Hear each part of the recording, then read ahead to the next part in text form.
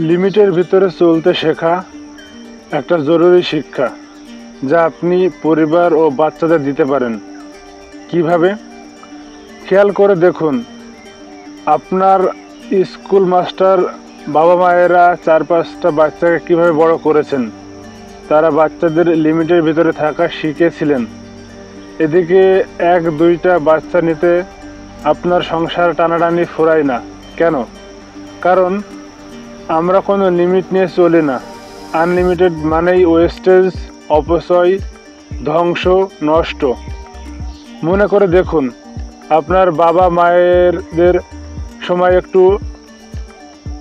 একটা মুরগি রান্না হলো, বাড়িতে 5 ভাই বোন, কাজের লোক সহ মোট সদস্য 8 জন।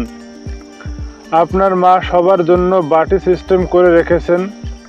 তার হিসাব অনুযায়ী একটা মুরগি তিনি আলু দিয়ে মোটামুটি 1 কড়াই তরকারি করে ফেলেছেন। এই এক মুরগিতে আপনারা 8 জন মানুষ দুপুরে এবং রাতে খাবেন। সেইভাবে বাটি সিস্টেম হতো।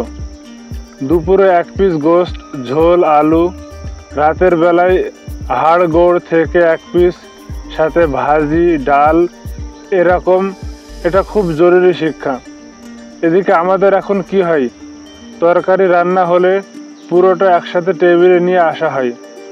বাচ্চাকে আগেই রানথানের পিস দিয়ে একাকার অবস্থা। রান বাদে মুরগিতে আর যে কিছু আছে অনেকের বাচ্চারা জানেও না। একটা মুরগি রান্না করলে 1 বেলা থেকে 2 বেলায় যায় না।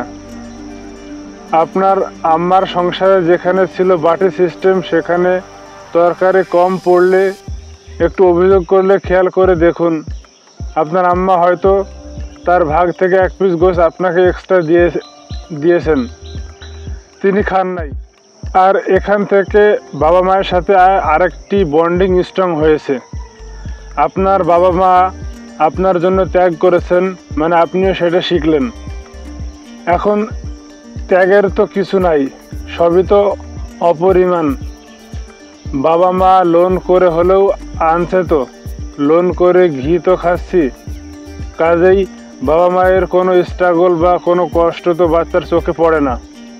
তা ধরে নেই লোনের এই ঘিটাই গ্রান্টেড। তাদের ভিতরেও এত ফিলিংসের কাজ করে না। ব্যাপারটা মিলিয়ে দেখতে পারেন।